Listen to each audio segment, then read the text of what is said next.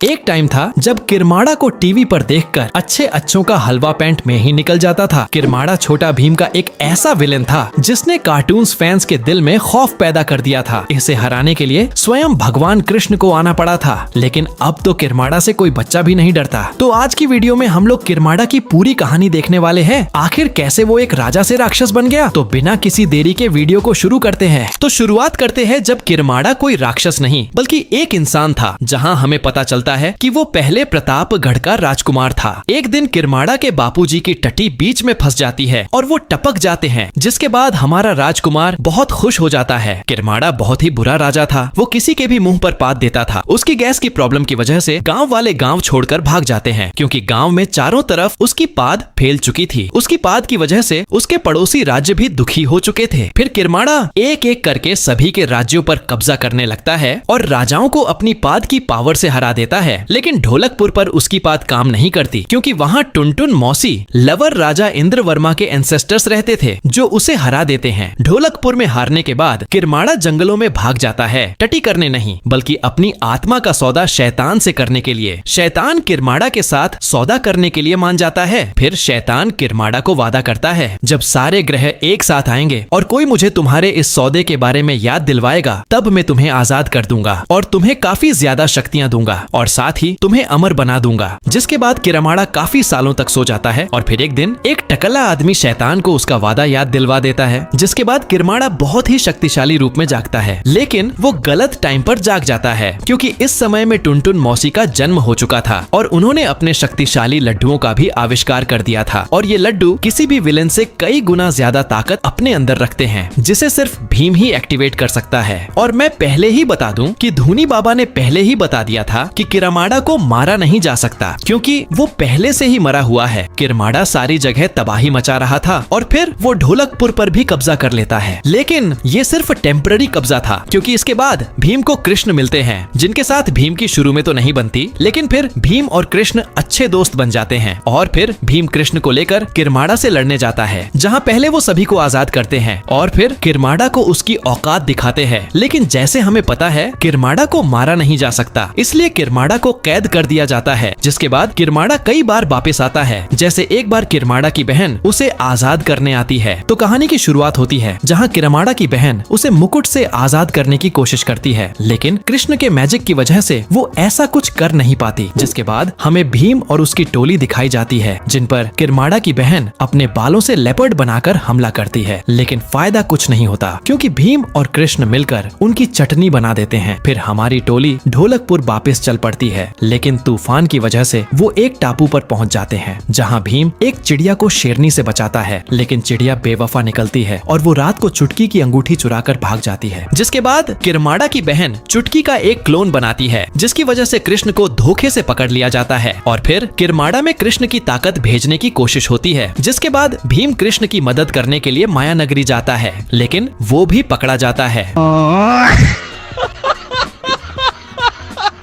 भीम और कृष्ण की ताकत किरमाड़ा को ट्रांसफर करने का प्रोसेस शुरू होता है, जहां कृष्ण दोनों भाई बहनों को उनकी औकात दिखाते हैं और भीम और कृष्ण दोनों आजाद हो जाते हैं। जिसके बाद किरमाड़ा की बहन और भीम के बीच में लड़ाई शुरू हो जाती है। पहले तो भीम मार खा रहा था, लेकिन फिर चुटकी अपने लड्डू भीम को खिला देती है और भीम के अंदर शक्तियां आ जाती हैं और वो किरमाड़ा की बहन को हरा देता है और किरमाड़ा का आजाद होने का सपना सपना बनकर ही रह जाता है। लेकिन ये मत सोचना हम अपने बचपन में किरमाड़ा से बिना वजह ही डरते थे। इस मूवी से भी पहले किरमाड़ा हमें छोटा भीम और Krishna Pataliputra city of dead movie में दिखाया गया है। ये मूवी तुम्हें डर का असली मतलब बता देगी। तो कहानी की शुरुआत होती है, जहां भीम और उसके दोस्त और कृष्ण मिलकर पाटलिपुत्र को बचाने के लिए जाते हैं, जहां एक बाबा ने वहां के शासकों का ब्रेन वॉश कर दिया था। इसे हम बाबा तो बोल नहीं सकते, क्योंकि इसकी कोई परछाई नहीं थी। और इसमें मुझे तब डर लगा था जब भीम और उसके दोस्तों को रात को हाफ ज़ॉम्बी जैसे लोग मिलते हैं। और ये सब होने के बाद हमें पता चलता है कि वो बाबा कोई और नहीं बल्कि किरमाड़ा ही था।